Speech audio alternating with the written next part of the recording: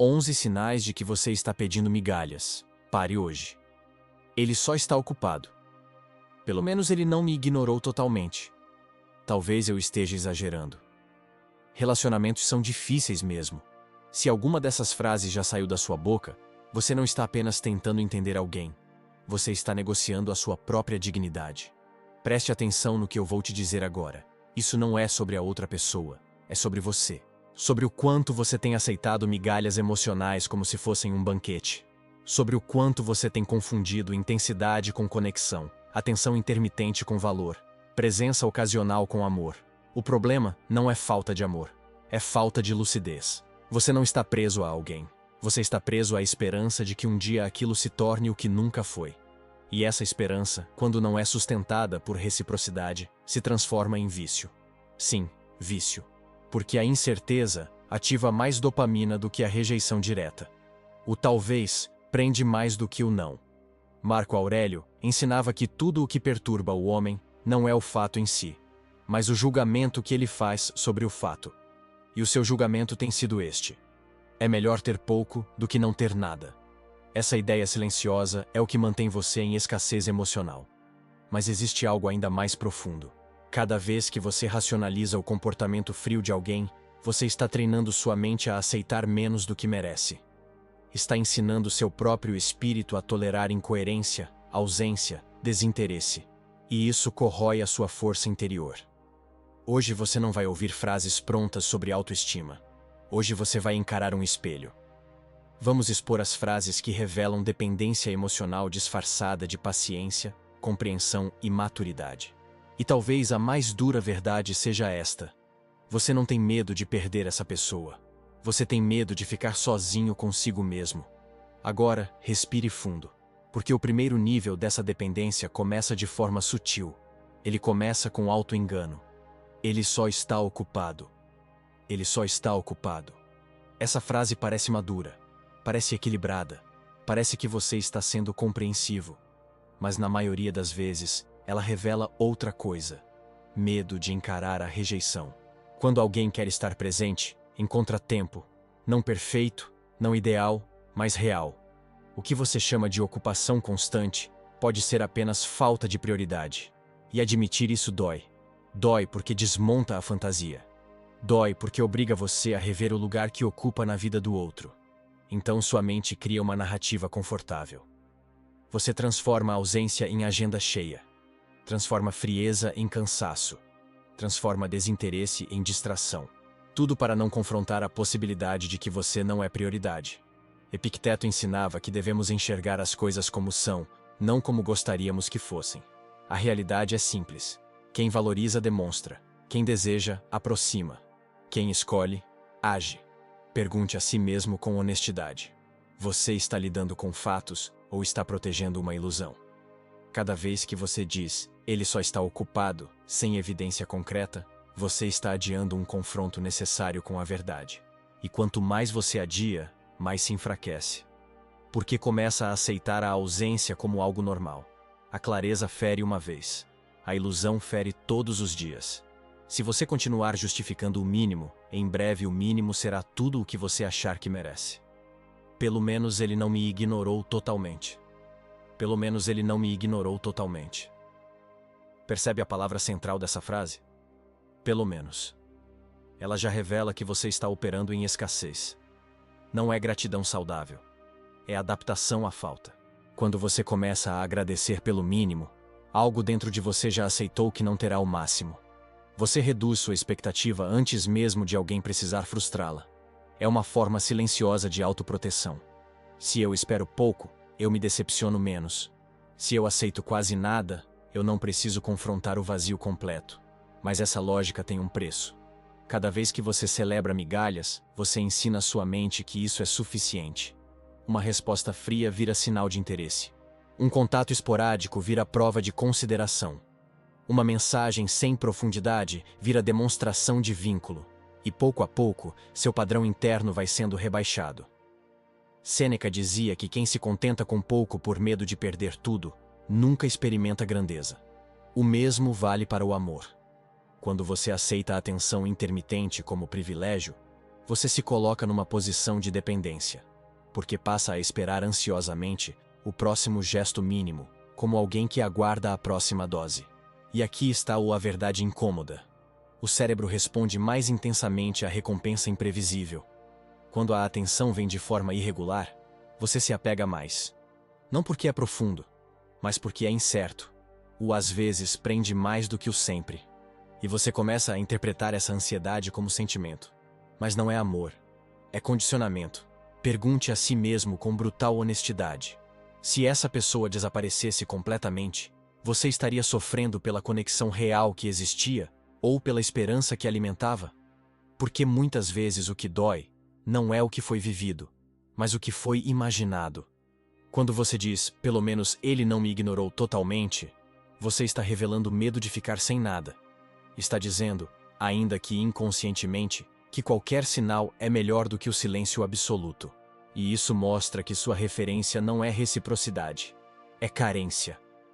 Marco Aurélio escreveu que a alma se molda aos pensamentos que cultiva. Se você cultiva pensamentos de escassez, sua postura se torna escassa.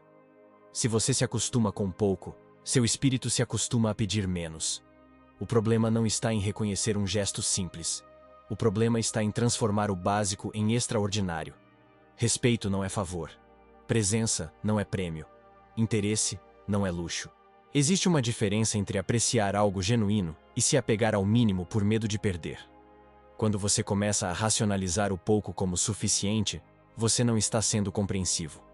Está sendo condescendente consigo mesmo. E isso corrói sua força interior. A disciplina emocional começa quando você decide que não vai mais interpretar migalhas como refeição. Que não vai mais confundir atenção ocasional com compromisso. Que não vai mais negociar seu valor em troca de pequenos sinais. A pergunta que você precisa responder é simples e direta. Se essa mesma quantidade de atenção fosse oferecida por alguém que você não teme perder, você consideraria suficiente? Se a resposta for não, então você já sabe o que está acontecendo. Você não está aceitando pouco porque é razoável. Está aceitando pouco porque tem medo do vazio. E o medo do vazio tem levado você a se contentar com quase. Talvez eu esteja exagerando. Talvez eu esteja exagerando. Essa frase parece humilde. Parece autocrítica saudável. Mas, na maioria das vezes, ela não nasce da razão. Nasce da insegurança. Quando você começa a duvidar constantemente da própria percepção, algo dentro de você já foi condicionado a desacreditar nos próprios sinais internos. Você sente desconforto, percebe incoerência, nota distância. Mas, antes de investigar o que está sentindo, você se corrige. Você se silencia. E isso é perigoso. Porque a intuição é uma forma de leitura da realidade construída pela experiência. Ela não surge do nada. Surge da observação acumulada, de padrões repetidos, de pequenas inconsistências que sua mente já registrou. Quando você ignora isso repetidamente, você não está sendo racional. Está treinando sua mente a desconfiar de si mesma. Epicteto ensinava que o primeiro dever do ser humano é distinguir o que depende dele e o que não depende. Sua percepção depende de você. O comportamento do outro, não. Mas quando você tenta ajustar sua percepção para acomodar o comportamento alheio, você inverte a ordem natural das coisas. Você começa a pensar: talvez eu esteja sensível demais. Talvez eu esteja pedindo demais. Talvez eu esteja interpretando errado. E enquanto isso, o padrão continua. A ausência continua. A frieza continua. A incoerência continua. O problema não é questionar a si mesmo. O problema é fazer isso apenas para preservar alguém que não está se posicionando com clareza. Existe uma diferença entre autocrítica consciente e autossabotagem emocional. A primeira fortalece. A segunda enfraquece. Quando você repete, talvez eu esteja exagerando, sempre que se sente desvalorizado, você está ensinando sua mente a normalizar o desconforto. E a normalização do desconforto é o início da perda de respeito próprio. Pergunte-se com firmeza: se um amigo estivesse vivendo exatamente essa situação e descrevesse os mesmos fatos, você diria que ele está exagerando? Ou você enxergaria claramente que existe algo errado? Muitas vezes, você é lúcido com os outros e indulgente demais consigo mesmo.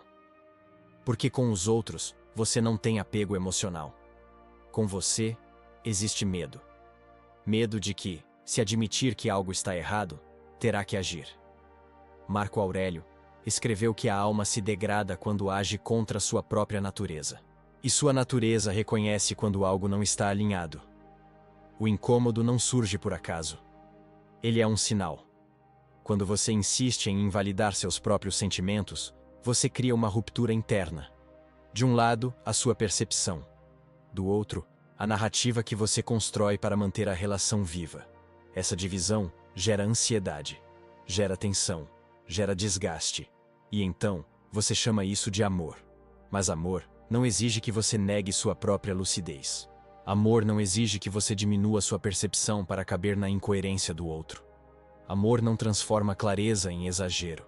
A verdadeira maturidade emocional não é suportar tudo em silêncio. É ter coragem de confiar na própria leitura da realidade. É olhar para os fatos e dizer: isso me afeta, isso me incomoda, isso não está alinhado. Quando você para de se questionar automaticamente e começa a questionar os fatos, algo muda.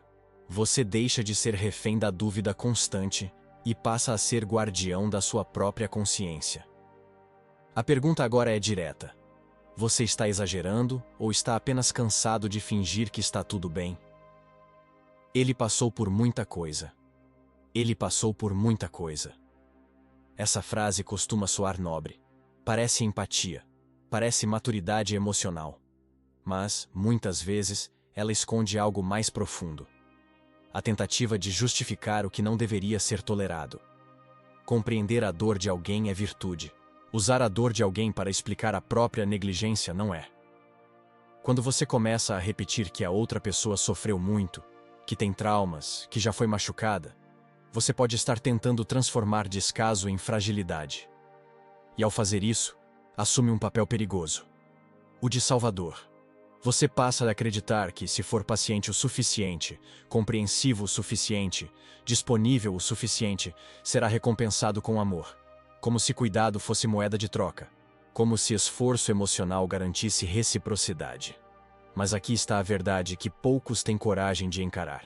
Sofrimento passado não justifica comportamento presente. Todos carregam feridas. Todos enfrentam batalhas internas. Ainda assim, caráter é revelado na forma como alguém escolhe agir apesar dessas feridas. Dor explica, mas não absolve. Sêneca ensinava que as dificuldades não são desculpa para abandonar a virtude. Pelo contrário, são oportunidade para demonstrá-la. Se alguém usa sua própria dor como justificativa para ser frio, ausente ou inconsistente, isso revela algo sobre suas escolhas, não apenas sobre seu passado. Quando você insiste em repetir que ele passou por muita coisa, talvez esteja tentando proteger a imagem que construiu. Admitir que a pessoa não está agindo com consideração significa desmontar a esperança de que um dia ela será diferente. E então, você aceita menos. Você tolera atrasos emocionais, tolera falta de clareza, tolera ambiguidades, porque acredita que está sendo compreensivo, mas no fundo, está sendo condescendente consigo mesmo. Pergunte-se com honestidade: você está oferecendo apoio ou está tentando merecer amor através do sacrifício? Existe uma linha tênue entre empatia e autoabandono. A empatia reconhece a dor do outro sem negar a própria. O autoabandono ignora seus limites para sustentar alguém que não está disposto a se responsabilizar. Marco Aurélio lembrava que cada um é responsável pelo próprio caráter. Você não pode viver o processo interno de ninguém. Não pode amadurecer por alguém. Não pode se tornar a razão pela qual alguém decide evoluir. Quando você assume a missão de salvar, você se coloca acima da realidade. E quando a mudança não vem, a frustração se instala. Mas, em vez de reconhecer o erro na expectativa, você redobra o esforço. Mais compreensão, mais paciência, mais justificativas. Enquanto isso, o básico continua faltando. Amor não é terapia obrigatória. Relacionamento não é projeto de reforma. Cuidar é diferente de carregar. Se você precisa constantemente lembrar a si mesmo que a outra pessoa sofreu muito para continuar aceitando o pouco que recebe, talvez esteja usando o passado dela para silenciar o presente que está vivendo. A pergunta que exige coragem é esta: você está ao lado de alguém que está tentando crescer, ou está tentando crescer por alguém que não decidiu mudar? Compaixão é virtude, mas disciplina emocional é sabedoria. E sabedoria exige que você não transforme a dor alheia em justificativa para a sua própria escassez. Relacionamentos são difíceis. Relacionamentos são difíceis. Essa frase soa madura, parece realista, parece alguém que entende que não existe perfeição. E de fato, nenhuma relação é isenta de desafios. O problema começa quando você usa essa ideia para normalizar o que é disfuncional. Existe uma diferença clara entre dificuldade e desordem, entre esforço mútuo e desgaste unilateral, entre conflito construtivo e instabilidade constante. Quando você repete que relacionamentos são difíceis, talvez esteja tentando convencer a si mesmo de que o caos é natural, de que a confusão é inevitável, de que a ansiedade constante faz parte do pacote.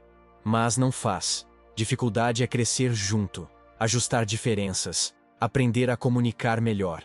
Disfunção é viver em estado permanente de dúvida, insegurança e incerteza sobre o próprio valor. Epicteto ensinava que não são os eventos que nos perturbam, mas nossas interpretações sobre eles. Quando você decide interpretar instabilidade como algo comum, você começa a aceitar o que antes rejeitaria. Sua régua muda. Seu padrão se adapta ao desconforto. E quanto mais você se adapta ao desconforto, mais ele parece normal. Pergunte a si mesmo com firmeza: essa dificuldade aproxima vocês ou apenas mantém você tentando sobreviver emocionalmente? Porque relacionamento saudável exige esforço, mas não exige constante autonegação. Exige diálogo, mas não exige que você viva decifrando sinais contraditórios. Exige paciência, mas não exige que você suporte a ausência recorrente. Marco Aurélio falava sobre viver de acordo com a natureza das coisas. A natureza de uma conexão verdadeira é gerar estabilidade, ainda que existam desafios. A natureza de uma relação desequilibrada é gerar tensão contínua. Se você precisa se convencer todos os dias de que é normal ser tratado com frieza, se precisa racionalizar atitudes que ferem sua dignidade dizendo que tudo é parte da complexidade humana, talvez não esteja lidando com dificuldade. Talvez esteja lidando com incompatibilidade ou falta de compromisso. Existe uma tendência humana de romantizar o sofrimento, de acreditar que quanto mais difícil, mais profundo, de confundir intensidade com significado. Mas intensidade sem estabilidade é apenas turbulência, e turbulência constante cansa a alma. Quando você repete que relacionamentos são difíceis para justificar o que está vivendo, você está diluindo seus critérios, está rebaixando o que considera aceitável, está treinando sua mente a tolerar o que antes pareceria inegociável. A maturidade emocional não consiste em suportar qualquer coisa. Consiste em discernir o que vale o esforço e o que apenas consome sua energia. A pergunta que exige honestidade é esta: você está enfrentando desafios naturais de uma relação viva ou está lutando sozinho para sustentar algo que não se equilibra? Dificuldade constrói quando há reciprocidade. Mas quando só um lado se ajusta, se esforça e se questiona, não é dificuldade. É desgaste. E desgaste contínuo não fortalece. Enfraquece. Ninguém é perfeito. Ninguém é perfeito. Essa frase parece sábia. Parece equilibrada. Parece alguém que entende a natureza humana. E é verdade, ninguém é perfeito. Todos erram. Todos falham. Todos têm limitações. Mas existe uma diferença entre imperfeição e negligência. Quando você usa essa frase para justificar falta de respeito, incoerência constante ou ausência emocional, você não está sendo maduro. Está confundindo falhas humanas com padrões repetitivos de desconsideração. Imperfeição é esquecer uma data importante e reconhecer o erro. Imperfeição é ter um dia ruim e pedir desculpas pelo distanciamento. Imperfeição é falhar e se responsabilizar. Mas quando a frieza é constante, quando a inconsistência se torna padrão, quando o cuidado depende do humor do outro, isso não é imperfeição, é escolha. Sêneca ensinava que a virtude se revela na constância, não em momentos isolados. Uma pessoa pode ter falhas e ainda assim demonstrar caráter.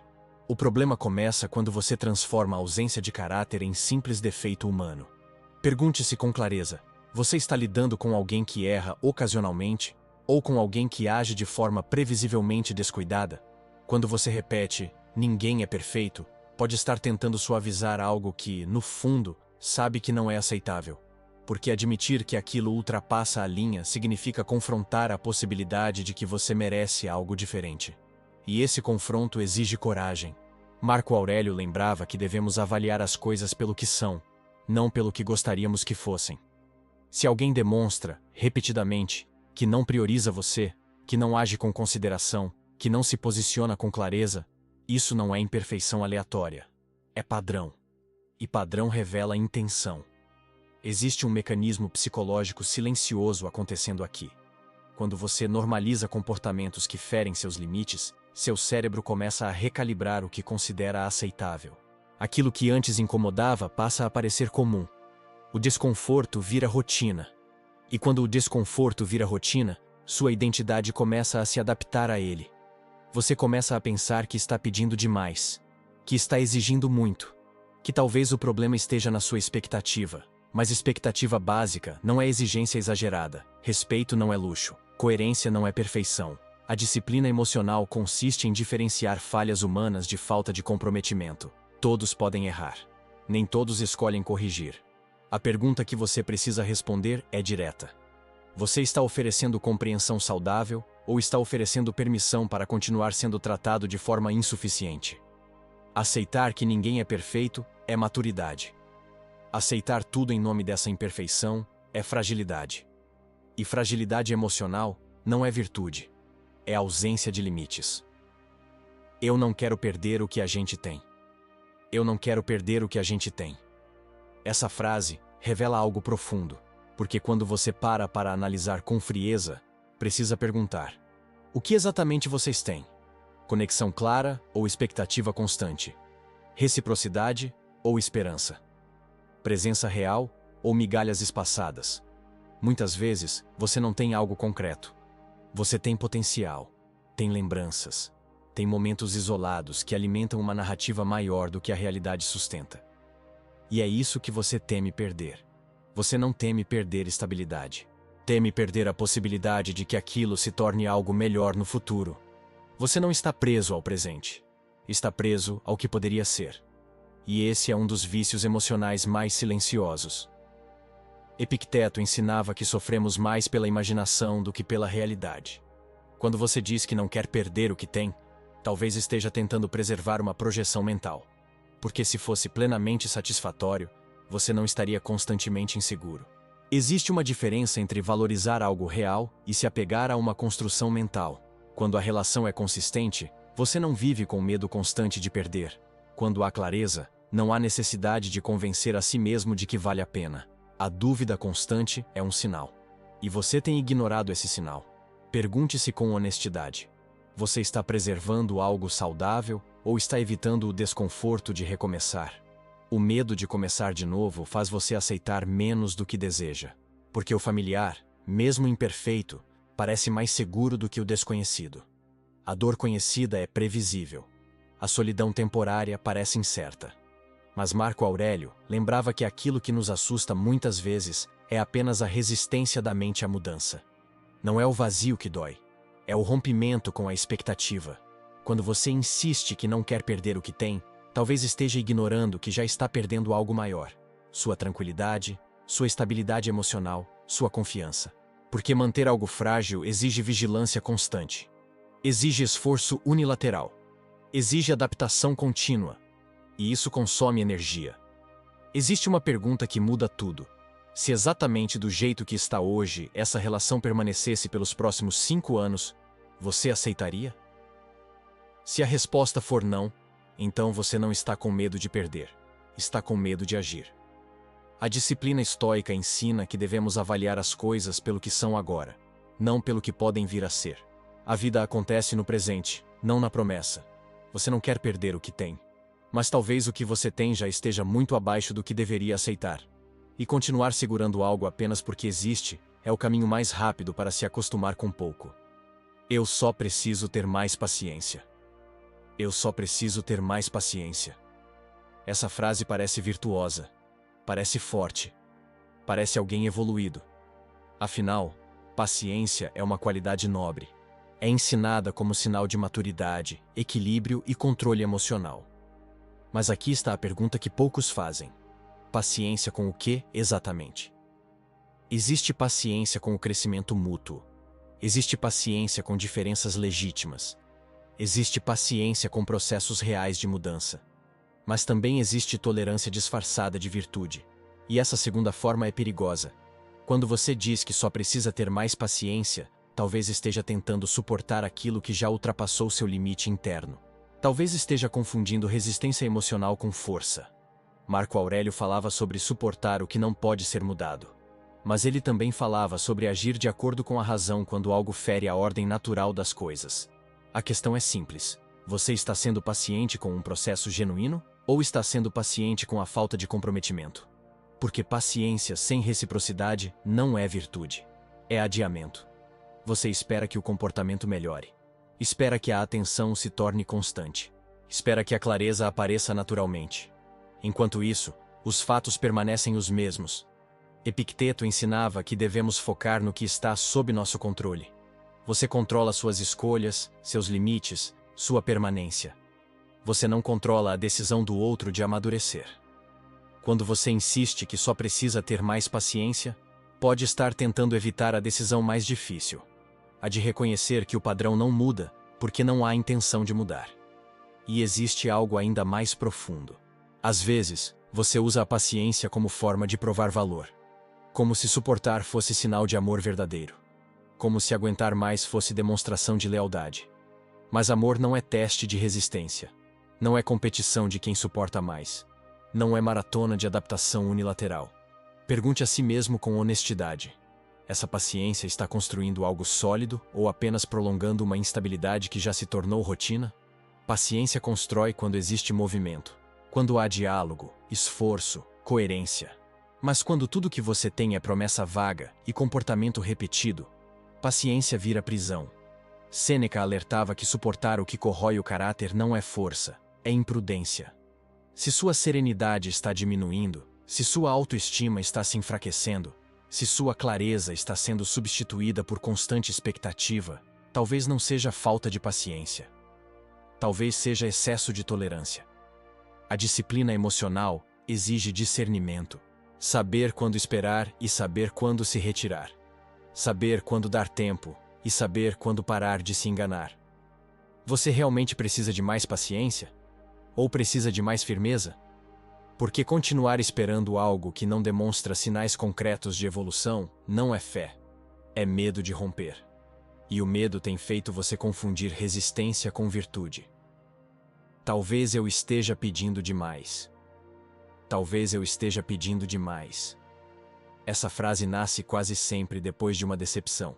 Você expressa uma necessidade simples, recebe frieza ou indiferença, e em vez de questionar a resposta, começa a questionar a si mesmo. Será que eu exagerei? Será que estou sendo carente? Será que isso é expectativa alta demais? E assim começa o encolhimento silencioso.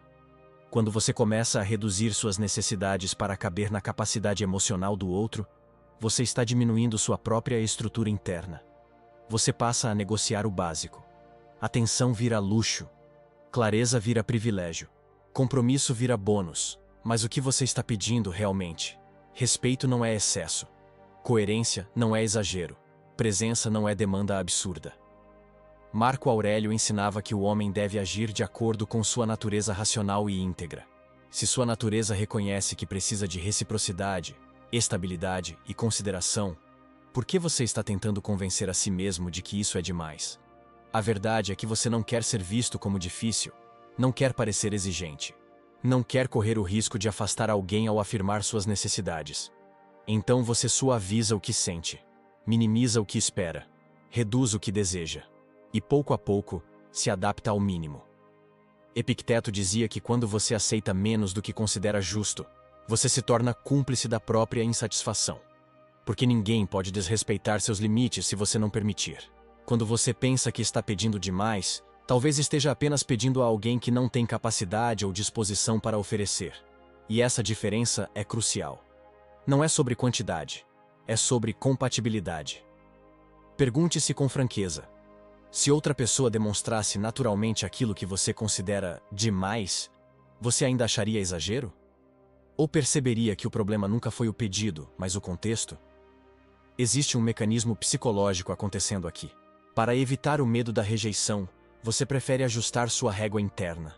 É menos doloroso acreditar que você é exigente do que admitir que o outro não está disposto. Mas essa adaptação tem consequência. Você começa a duvidar de si. Começa a recalibrar seus padrões para baixo. Começa a acreditar que querer estabilidade é intensidade demais. E assim sua identidade emocional encolhe. Sêneca ensinava que a dignidade não deve ser negociada para manter companhia. Se você precisa diminuir suas necessidades para continuar sendo escolhido, talvez não esteja sendo escolhido por inteiro. A pergunta é simples e direta. Você está pedindo demais ou está pedindo ao lugar errado? Porque quando a pessoa certa está diante de você, o que parecia demais se torna natural.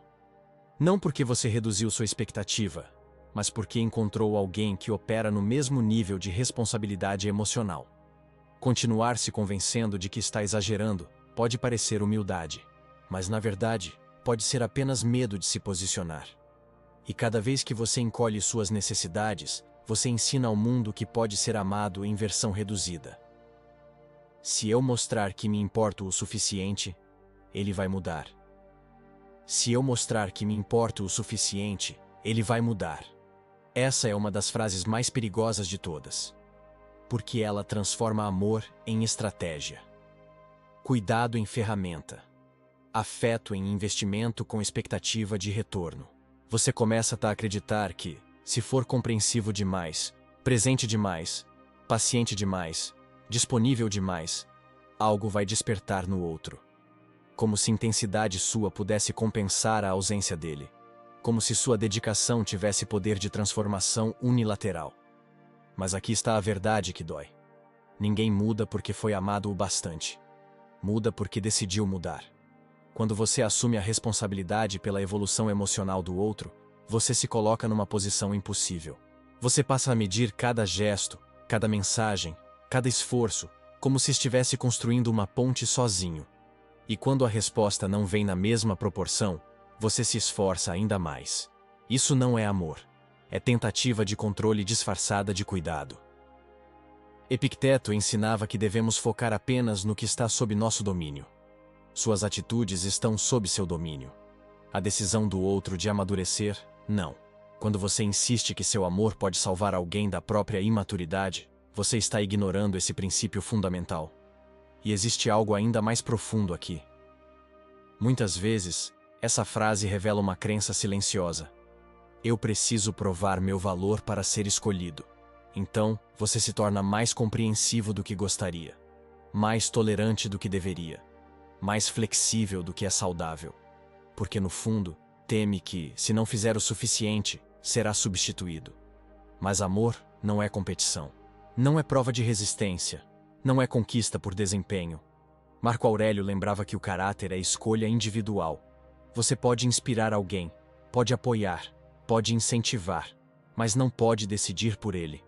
Quando você acredita que seu esforço vai finalmente convencer o outro a agir diferente, você cria uma narrativa onde a mudança depende apenas de você.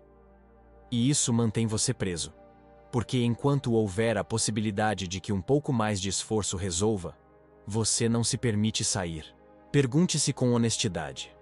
Essa pessoa já demonstrou por ações consistentes intenção real de mudança? Ou você está sustentando essa expectativa sozinho? Existe uma diferença entre apoiar alguém em processo e tentar carregar alguém que não decidiu caminhar. Sêneca alertava que dedicar energia excessiva ao que não responde na mesma medida é desperdício de vida. E tempo é o único recurso que não retorna. Quando você insiste que, se mostrar cuidado suficiente, tudo se transformará, você está ignorando os fatos presentes em nome de uma esperança futura. Esperança sem evidência concreta é auto-engano. A disciplina emocional exige que você observe comportamentos, não promessas. Intenção sem ação não constrói vínculo. Esforço unilateral não constrói reciprocidade. Você pode amar, pode oferecer o melhor de si, mas não pode se sacrificar para despertar algo que o outro ainda não decidiu desenvolver. Porque quando a mudança depende exclusivamente da sua insistência, não é parceria, é dependência. Eu não quero ficar sozinho. Eu não quero ficar sozinho. Aqui está a raiz. Todas as outras frases orbitam essa. Todas as justificativas, todas as racionalizações, todas as adaptações silenciosas nascem desse medo primário. Você aceita pouco porque teme o vazio. Você justifica a incoerência porque teme o silêncio. Você diminui suas necessidades porque teme a própria companhia. Mas pare e observe com frieza. O que exatamente você chama de solidão? É ausência de alguém ou é ausência de distração? Porque muitas vezes você já está sozinho dentro da relação. Sozinho esperando resposta. Sozinho tentando manter conexão. Sozinho sustentando expectativa. Sozinho se ajustando. A diferença é que, ao menos na solidão real, você não precisa fingir que está acompanhado. Marco Aurélio passava noites refletindo sozinho. Ele não via a solidão como ameaça, mas como espaço de alinhamento interno. A mente indisciplinada teme o silêncio porque no silêncio surgem verdades que foram evitadas. Quando você diz que não quer ficar sozinho, talvez esteja dizendo que não quer confrontar suas próprias inseguranças. Não quer atravessar o desconforto temporário de recomeçar. Não quer lidar com a ausência de mensagens, de validação, de atenção. Mas a dependência nasce exatamente dessa incapacidade de sustentar a própria presença.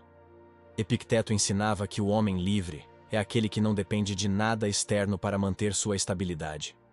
Se sua paz depende da presença constante de alguém que oferece pouco, você não está em amor. Está em dependência. Existe uma pergunta que exige coragem brutal. Você prefere companhia insuficiente ou integridade solitária? Porque ficar sozinho não é fracasso. É intervalo. É reorganização. É reconstrução de padrões internos. O que você teme não é a solidão. É a transição. Sêneca dizia que muitas pessoas se mantêm em situações indignas por medo de enfrentar o desconhecido. Mas o desconhecido é apenas ausência de hábito. E o hábito, quando é fraco, precisa ser quebrado. Se você não suporta sua própria companhia, qualquer presença parecerá melhor do que nenhuma. E esse é o ponto mais vulnerável da dependência emocional. Quando você aprende a sustentar o silêncio, a organizar seus pensamentos, a reconstruir sua identidade sem a validação constante de alguém, algo muda profundamente. A urgência desaparece, a ansiedade diminui, a clareza aumenta. Você deixa de escolher por medo e começa a escolher por princípio. A solidão temporária fortalece. A dependência prolongada enfraquece. Se você continua aceitando migalhas apenas para não ficar sozinho, então a relação não está preenchendo um espaço de amor. Está anestesiando um medo. E medo nunca deve ser o critério de permanência. Agora, a pergunta final não é sobre a outra pessoa. É sobre você. Você tem medo de ficar sozinho ou tem medo de descobrir que sempre foi mais forte do que imaginava? O ponto de virada. Disciplina emocional e autocomando. Agora que você reconheceu as frases, precisa reconhecer algo ainda mais importante. Nenhuma delas fala sobre a outra pessoa. Todas falam sobre a sua relação com o medo. Medo de rejeição. Medo de escassez. Medo de recomeço. Medo de solidão. E o estoicismo não ensina a eliminar o medo, ensina a governá-lo. Marco Aurélio escrevia para si mesmo como um comandante, organizando o próprio espírito. Ele não pedia que o mundo fosse diferente. Ele perguntava a si mesmo: o que está sob meu controle agora? Você não controla quem escolhe ficar. Você não controla quem amadurece. Você não controla quem reconhece seu valor. Mas você controla seus critérios, controla seus limites, controla quem tem acesso à sua energia. A dependência emocional nasce quando você entrega o controle da sua estabilidade para o comportamento de alguém. Quando sua paz depende de uma resposta, de um gesto, de uma decisão que não está nas suas mãos. Autocomando começa quando você decide que sua dignidade não será negociada por companhia. Existe uma frase que resume tudo: desespero negocia, disciplina decide. Quando você para de aceitar migalhas, duas coisas acontecem. Primeiro, a ansiedade diminui. Segundo, algumas pessoas desaparecem. E isso não é perda, é filtragem. Porque quem só oferecia o mínimo não suporta quando você começa a exigir coerência. A maturidade emocional não é endurecer o coração, é organizar prioridades. É entender que amor saudável não exige que você se diminua. Não exige que você duvide da própria percepção. Não exige que você aceite menos para evitar o vazio. A partir de hoje, substitua cada frase que você ouviu aqui por uma decisão consciente. Em vez de justificar a ausência, observe comportamento. Em vez de reduzir suas necessidades, reafirme seus critérios. Em vez de temer a solidão, fortaleça sua própria companhia. Epicteto ensinava que ninguém pode ferir sua dignidade sem sua permissão. E essa permissão tem sido concedida silenciosamente cada vez que você racionaliza o mínimo. Você não está aqui para sobreviver emocionalmente. Está aqui para viver com integridade. E integridade exige coragem. Coragem para admitir quando algo não está alinhado. Coragem para encerrar ciclos frágeis.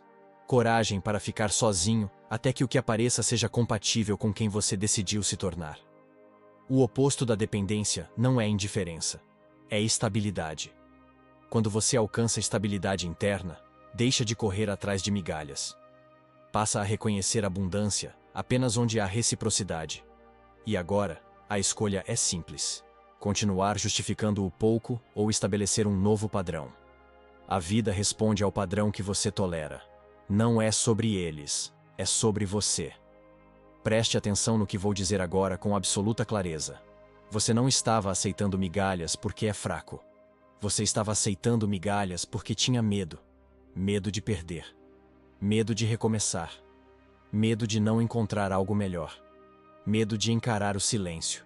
Mas o medo só governa enquanto você não o confronta. Hoje você confrontou. Você viu as frases. Reconheceu os padrões. Identificou as racionalizações. E agora não pode mais dizer que não sabia. A consciência muda tudo. Porque depois que você enxerga, continuar se diminuindo deixa de ser ingenuidade e passa a ser escolha. Marco Aurélio escrevia para si mesmo lembrando que o homem vale pelo caráter que decide sustentar. Não pelo afeto que recebe. Não pela validação que conquista. Não pela companhia que mantém. Seu valor não aumenta quando alguém responde. Seu valor não diminui quando alguém se afasta. Seu valor é intrínseco à sua postura. Se você continuar aceitando pouco, o mundo continuará oferecendo pouco, porque a vida responde ao padrão que você estabelece. A disciplina emocional começa com uma decisão silenciosa. Eu não negocio minha dignidade por atenção. Talvez algumas pessoas se afastem quando você parar de aceitar o mínimo. Talvez o telefone fique mais silencioso. Talvez a transição doa. Mas dor temporária é diferente de desgaste constante. Solidão consciente fortalece. Companhia insuficiente enfraquece. A partir de hoje, observe sua linguagem. Observe suas justificativas. Observe onde você ainda tenta transformar escassez em privilégio. Toda vez que surgir a tentação de aceitar menos para evitar o vazio, lembre-se: o vazio não é ameaça. É espaço para reconstrução. E reconstrução exige firmeza. Você não precisa provar seu valor para ser escolhido. Precisa apenas decidir que não ficará onde ele não é reconhecido. Agora a pergunta final não é se alguém vai mudar. A pergunta é: você vai? Se esse conteúdo fez você se reconhecer em alguma dessas frases, escreva nos comentários qual delas mais mexeu com você. Não para se expor, mas para assumir consciência. Consciência é o primeiro ato de autocomando. E autocomando é liberdade.